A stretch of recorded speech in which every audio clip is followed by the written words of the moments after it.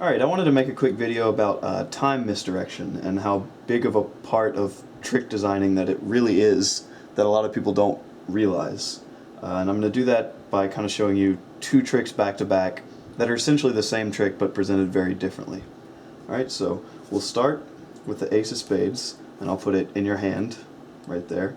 And then we'll take the ace of clubs, and I'm going to take the ace of clubs and put it in your hand below the ace of spades. Now remember that, because what I'm going to do is try to distract you like this, mix up the cards. Obviously that's not going to change the order of the cards in your hand, but maybe it'll make you forget.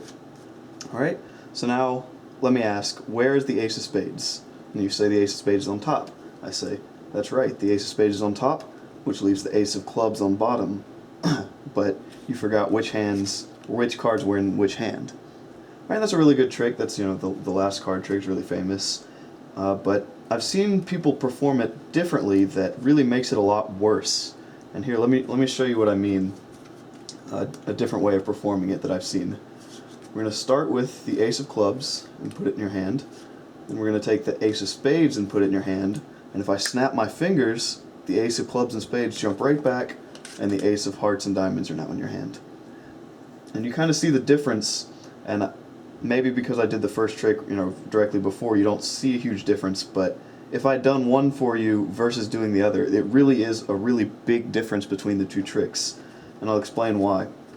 When you do the first trick, you're putting a lot of focus on what cards are actually in their hands, by making them think about the order, by mixing up the ones in your hands, but the whole time, it lets it sink in what cards are in their hand. Both of them have the same convincers in that, you're doing the move where you're not actually putting the cards in your hand that you're saying they are, but the time misdirection makes all the difference. Because if you do the move and say, I'm going to put the ace of spades in your hand, do that, and then immediately turn it over and reveal that it's not, they never thought the ace of spades really was in their hand. If you put something in their hand and then turn it over and show that it's different, then they know there was nothing ever actually in their hand other than what you turned over.